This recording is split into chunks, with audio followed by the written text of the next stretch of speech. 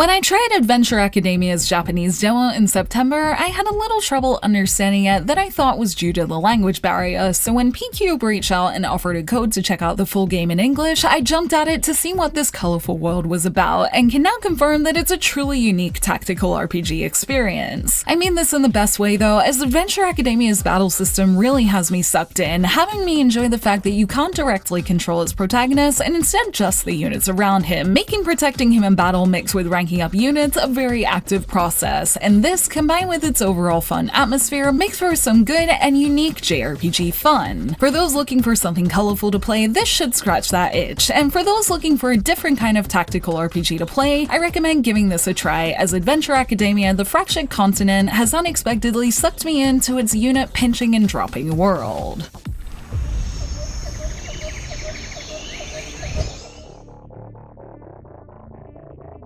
While story isn't what I'd call the best part of Adventure Academia, it does give us a good premise for exploring its world. Young Alex is at Obsidian High when the school is suddenly attacked by monsters, making him use the special ruler orb that his father has passed down to him to fight by commanding students from the school, and he does this successfully, making the school safe once more. This event raises suspicion in Alex though. Before his father left for a big adventure, he taught Alex how to use the orb, and the ownership of it was transferred to him while his father was away. While he's encouraged to stay still, he decides to set out on a journey to see what's up with his kooky advisor Lazuli and his childhood friend Citron. This begins a story that might not have the best storytelling heights of recent games I've covered, but does set the scene for one that will detail a new world with the kind of silliness you'd expect in this bright and colorful JRPG.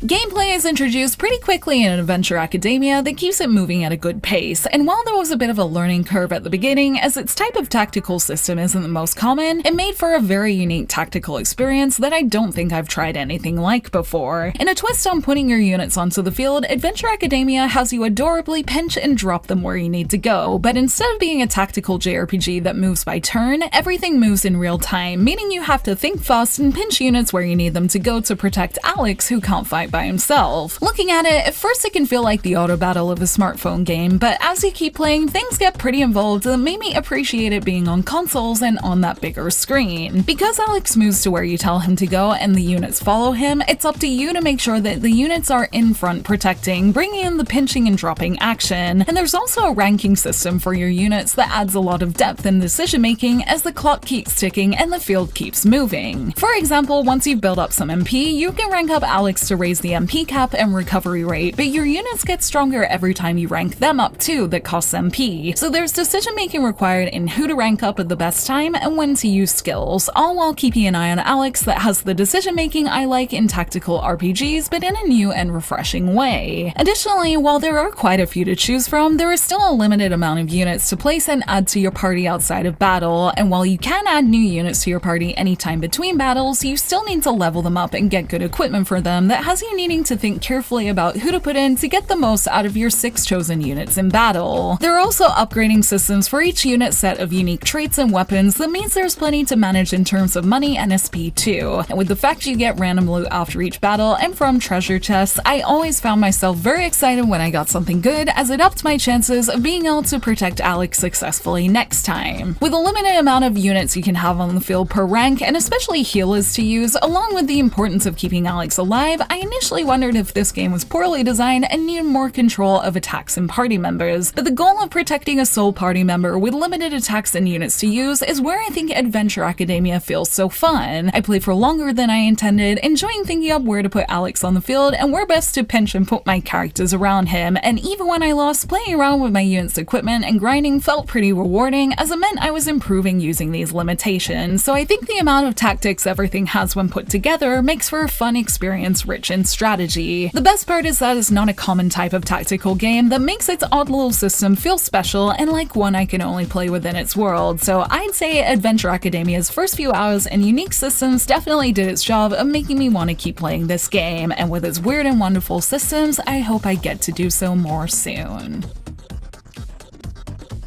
I I had thought that Adventure Academia would be a good bit of fun, but I wasn't expecting to get as into it as I did. The way it puts its fun pinching and dropping in a system with interesting limitations in a constantly moving field makes for an engaging experience, and with a decent amount of challenge in its boss battles and different battle types to add variety, it's something I certainly wouldn't mind picking up again for some deep tactical fun. I'd be happy to play it again for its gameplay, with its fun and silly story being a good enough cherry on top of an overall colorful and unique JRPG experience, so I'd recommend this for fans of tactical JRPGs looking for something different and don't mind something a little silly, especially since it has a demo that you can try. And since I like both these things, I'm happy to say it's a lot of fun so far, and I hope I get to spend more time with this unique experience again soon. Thank you for watching this video. Let me know in the comments below if you're going to try Adventure Academia when it comes out on the 9th, and if you've tried its demo, let me know what you think of it. You can like and share this video if you enjoyed it, subscribe to my channel for more JRPG content like this, and ring that bell to get notifications on whenever I post so you don't miss a thing. You can check out more videos here, and you can find me on social media on Twitter, Facebook, and Instagram, all at JRPG Jungle. Links to those will be in the description below. Thank you to PCube for the code, and until next time, thank you, bye!